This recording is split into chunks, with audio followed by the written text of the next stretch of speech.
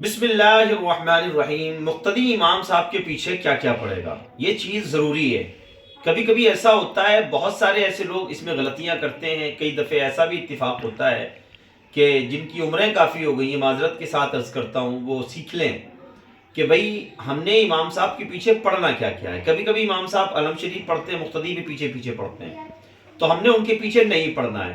دوسری چیز یہ، آپ نے نیت باندھ لی امام صاحب کے پیچھے، آپ نے نیت باندھنے کے بعد سب سے پہلے ثنا پڑھنا ہے، بسم اللہ الرحمن الرحیم، سبحانک اللہم وبحمدک وتبارک اسمک وتعالی جدک ولا الہ غیرک۔ آپ نے ثنا پڑھ لیا، اس کے بعد آپ خاموش ہو جائیں گے۔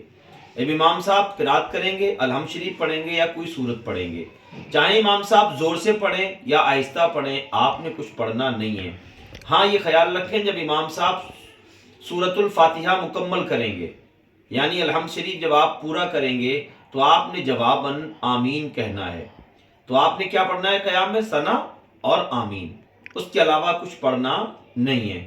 امام صاحب رکوع میں گئے اللہ اکبر کہتے ہوئے، تو آپ نے رکوع میں بھی پڑھنا ہے، آپ بھی پیچھے پیچھے اللہ اکبر کہتے ہوئے رکوع میں چلے گئے۔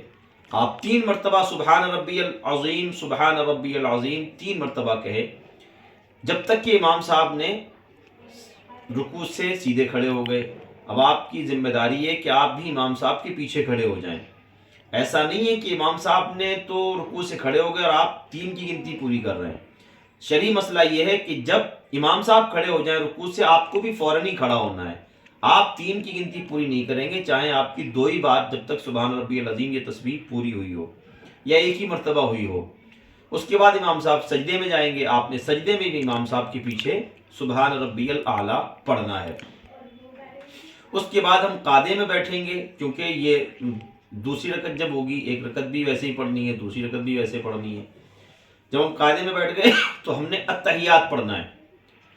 التحیات تو غالباً سبھی کو یاد ہوتی ہے، اور یاد نہ ہو تو یاد کر لیجئے گا۔ التحیات للہ والصلوات والطیبات السلام علیک ایھا النبی ورحمۃ اللہ وبرکاتہ، السلام علینا وعلی عباد اللہ الصالحین، اشہد ان لا الہ الا اللہ واشہد ان محمدا عبدہ ورسولہ۔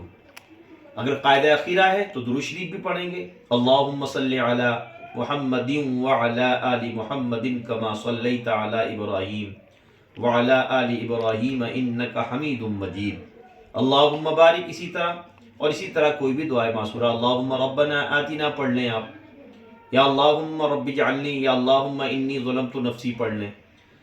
تو آپ نے پڑھنا کیا ہے؟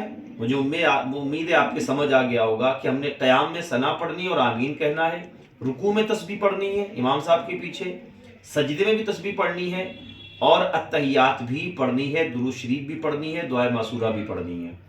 ہم نے قرات نہیں کرنی امام صاحب کے ساتھ، بس یہ خیال رکھنا ہے۔ جب رکوع سے امام صاحب سیدھے کھڑے ہوں گے تو امام صاحب کہیں گے سمیع اللہ لمن حمدہ، ہم کہیں گے ربنا لک الحمد۔ اللہ تبارک و تعالی آپ سب کو جزائے خیر عطا فرمائے۔ اگر ویڈیو پسند آئی ہو تو آپ اس کو سبسکرائب کریں، لائک کریں، شیئر کریں، تاکہ اس طرح کی چھوٹی چھوٹی ویڈیوز آپ تک بآسانی پہنچ سکیں۔ جزاک اللہ۔